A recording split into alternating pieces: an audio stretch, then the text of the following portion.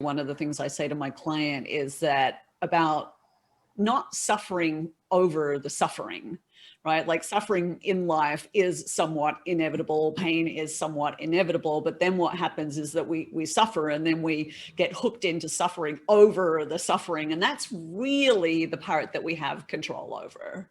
Yeah, that's a really good point. So there are cycles and little Yes. loops that we get into. So might be really upset about, I don't know, say a breakup.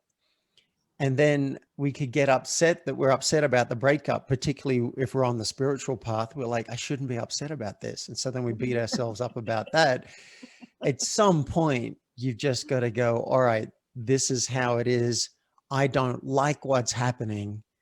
I am suffering right now. Oh my God. If I suffered, Tony, I'll tell you, I did ayahuasca last year, the plant Oh, medicine, the jungle really? stuff. And I'd Uh-huh. been told, you know, some people told me it can be 6 hours of pure suffering. Oh my God, did I suffer? I was aware of it. I'm lying there going, I hate this and I want it to stop. And I know the way out is to stop seeking a way out. But this is the truth of it. I just hate this and I'm just breathing, trying to get by every Oh second. my gosh. Sometimes that's what you got. At least I had the comfort of knowing there was a timer on it. Like, like Mhm. eventually this would wear off and I would get back to some kind of a normal. But oh, the Well, you're suffering. braver than I. It's like I have friends and colleagues that swear by it and have had amazing experiences, but I don't know. I think actually, when I was a teenager, I had my wisdom teeth taken out and they put me on morphine, and I had the worst trip. Snakes, weird, crazy, scary things going on. And as a 15-year-old, that was not anything that I at the time had any perspective on. So anything that's, inclined to alter your psyche in that way, I steer clear of. Well, that's a wonderful example about having a bad morphine trip and snakes and whatever coming out at you. So I think that's a great metaphor for life. Sometimes it could be someone who's angry with you. Your landlord could be, you know, chewing you out, and that's like the same version of the snakes. Mm. And we've got a choice. We can freak out about that and go, "Oh my God, there are snakes, and this shouldn't be happening," or this is a great story from my friend Reed Mahalko.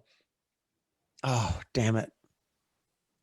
I'm just saying now that I've said the name, I don't have permission to tell this story.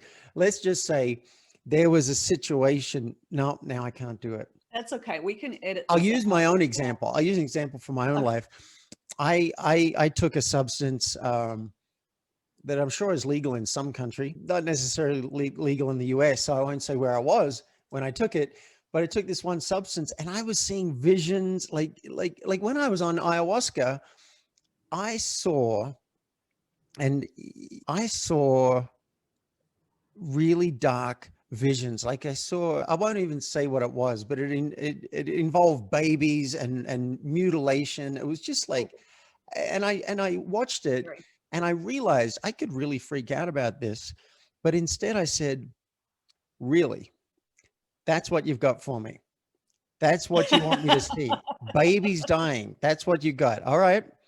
And I kept saying, show me, show me, show me. And it was so much easier welcoming that and walking into it. And I have had something similar with snakes crawling and my food crawling and whatever stuff like that. And it's been wonderful to be able to say, all right, out of all the things you could show me in the world, this is what you want me to see right now.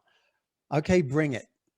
And I think that's a really great way when we can to approach life and business and relationships, whatever's happening. All right, this isn't what I wouldn't have chosen. I have a preference for something else, but since this is what we've got, bring it.